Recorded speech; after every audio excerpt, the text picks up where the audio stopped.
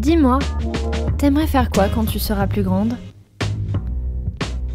Moi, quand je serai grande, je serai... Et toi ? Quand je serai grande, un podcast RLP par Hélène Grillon.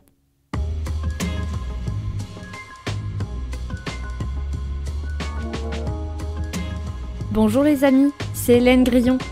Aujourd'hui, nous avons rendez-vous avec une experte de la criminologie. Cette Sherlock Holmes au féminin est ce que l'on pourrait appeler une féministe de la première heure.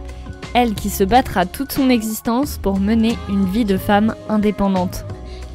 Héritière d'une fortune colossale, elle utilisa sa passion pour les détails et les scènes criminelles pour réformer les enquêtes médico-légales. Il faut dire qu'un bon nombre de poupées se sont fait martyriser pour servir la discipline. Et vous allez comprendre pourquoi de suite. Car c'est en créant les fameuses Nutshell Studies of Unexplained Death, des miniatures précises de scènes de crime, qu'elle influença durablement la formation des experts et la résolution d'affaires criminelles. On lui a même attribué le titre de capitaine de police. Peu étonnant qu'elle soit l'inspiration du personnage emblématique de Jessica Fletcher, qui dans la série Arabesque, utilise ses dons d'observation pour résoudre des meurtres. Son esprit visionnaire et son engagement indomptable ont fait de cette autodidacte une véritable pionnière. Aujourd'hui encore, les policiers américains se frottent à ces énigmes. Nous voilà partis ensemble dans une quête pour débusquer la vérité sur cette incroyable femme du XXe siècle. Élémentaire, me direz-vous ? Sans plus attendre, partons à la rencontre de l'énigmatique lady qui reproduisait des crimes en boîte, j'ai nommé Frances Glessner Lee. Plongeons-nous maintenant dans l'ambiance un peu mystery and crime.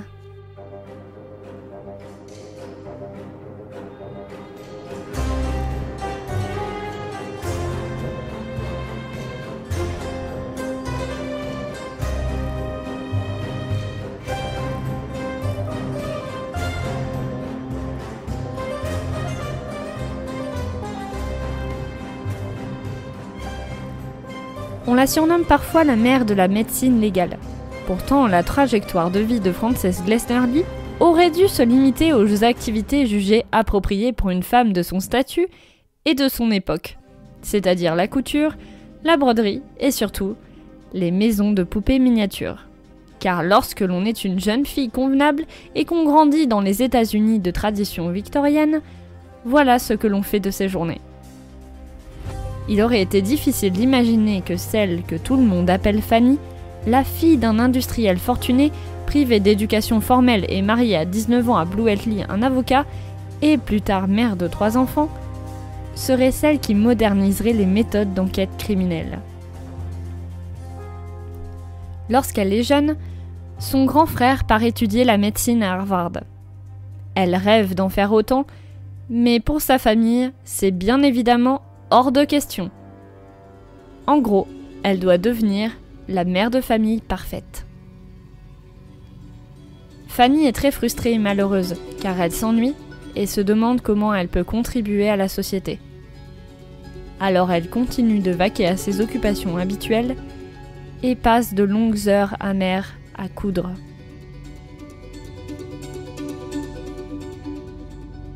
Pour l'anniversaire de sa mère, elle confectionne une miniature de l'orchestre symphonique de Chicago et se fait plaisir avec les détails. Les 90 musiciens ont tous leurs instruments et quelques partitions devant leurs yeux. Il se trouve que Fanny a un talent particulier pour la précision et la reproduction.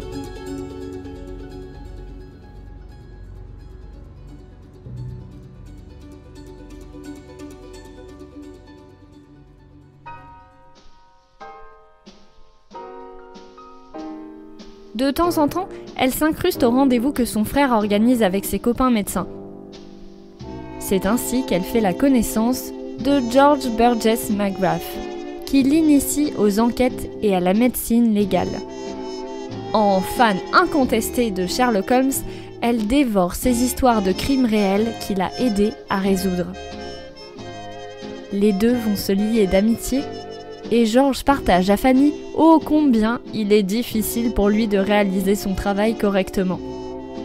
Les policiers qu'il rencontre sur les scènes de crime n'ont aucune formation sur la question et ne savent ni rassembler ni préserver les preuves.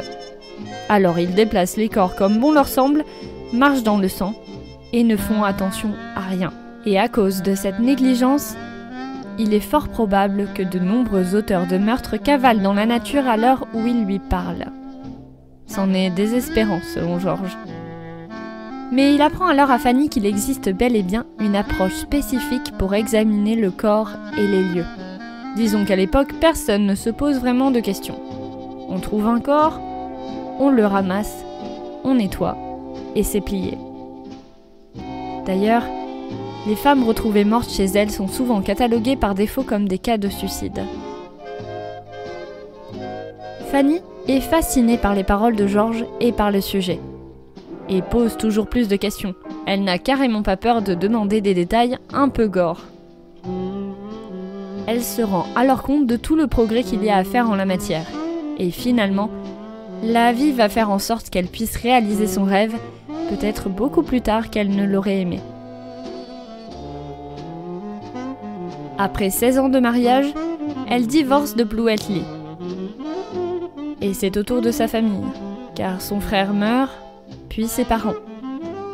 Elle hérite alors d'une fortune colossale, des millions de dollars accumulés par son père avec son entreprise agricole. Fanny a alors 52 ans. Après des années à se sentir inutile, elle peut enfin se lancer dans ce qui la fait vibrer. Elle sait exactement ce qu'elle va faire de tout cet argent et de tout ce temps. Roulement de tambour, rien d'autre que de révolutionner la médecine légale dans son pays.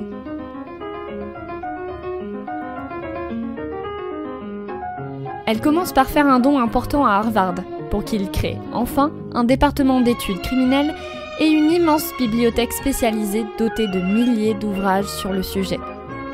George Burgess McGrath prend ainsi la direction de la chaire et Fanny ne rate aucun cours de son vieil ami. C'est lui qui va lui permettre de faire ses premiers pas dans ce métier. Tous les deux en sont intimement convaincus, il est possible de résoudre des meurtres en analysant les preuves telles qu'elles se présentent sur les scènes de crime.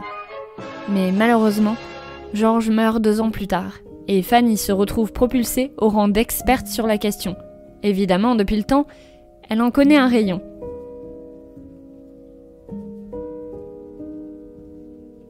Mais dans un monde exclusivement masculin, elle doit trouver un moyen d'imposer sa méthode. En 1945, elle fonde alors la Harvard Associates in Police Science, la HAPS, avec laquelle elle organise des séminaires pour enseigner aux médecins et aux policiers l'art d'examiner une scène de crime.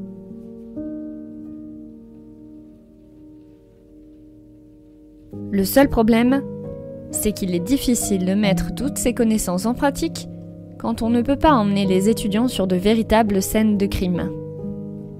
Alors, pour permettre à chacun et chacune d'exercer leur sens de déduction, Fanny a l'idée d'utiliser son savoir-faire de jeunesse pour créer des répliques en miniature de véritables affaires judiciaires. Et c'est ainsi que naissent les Nutshell Studies of Unexplained Death.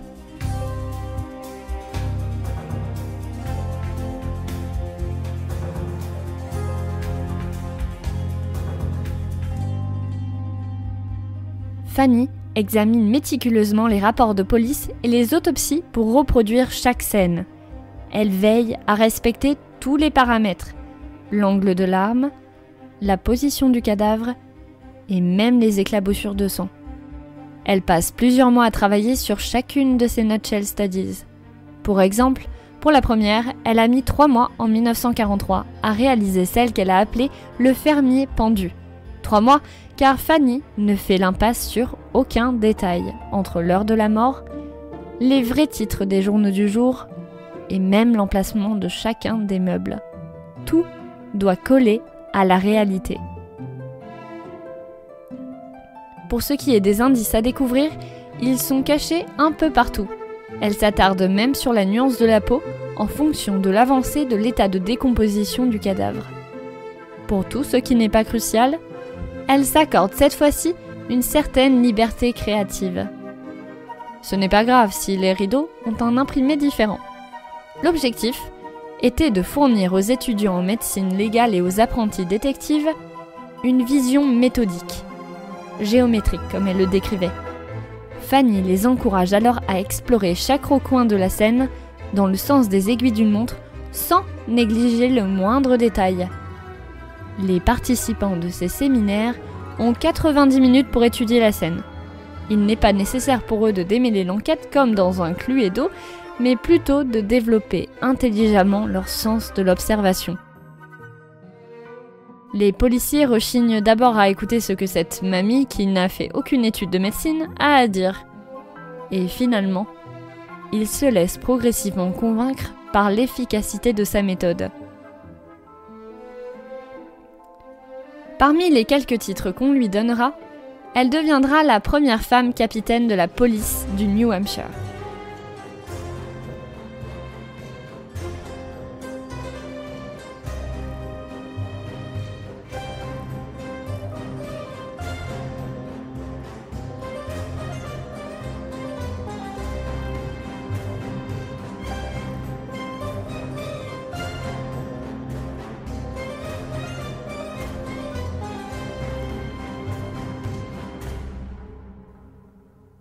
Après une seconde vie bien remplie, Fanny meurt à 84 ans.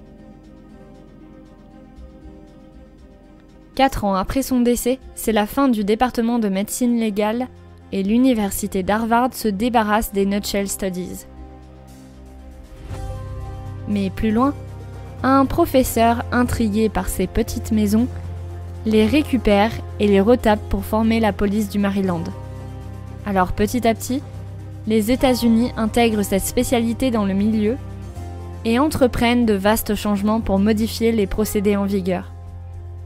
Des générations de médecins légistes vont être formés après ça aux 4 coins du pays. Reconnue par ses pairs aux États-Unis, Fanny est nettement moins connue en Europe, où la médecine légale y était déjà assez développée. La RAPS organise toujours des séminaires sur ses travaux. Contrairement à des pièces de musée qui seraient précieusement archivées et qui prendraient la poussière, les Nutshell Studies sont un outil de travail incontournable pour les criminologues. Bien que les décors fassent un peu vieillots, leur niveau de précision reste inégalé. Aujourd'hui, l'utilisation de l'analyse ADN et des technologies de pointe est monnaie courante. Et dire que Fanny, elle considérait tout cela comme un hobby. Rien de plus. Elle n'avait aucune formation, mais elle avait un faible pour les détails et les récits riches en mystères à résoudre. Si vous regardez la série Les Experts, vous aurez peut-être vu passer quelques épisodes inspirés directement des Nutshell Studies. Comme quoi, il n'y a pas d'âge pour commencer à vivre de sa passion. En somme, cette passionnée des énigmes criminelles a trouvé ce qu'elle voulait faire quand elle serait grande.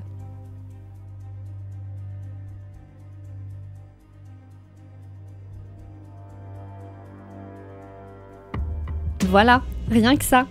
Je vous remercie à toutes et tous d'avoir écouté ces quelques minutes passées en compagnie de la passionnante Frances Glessner-Lee.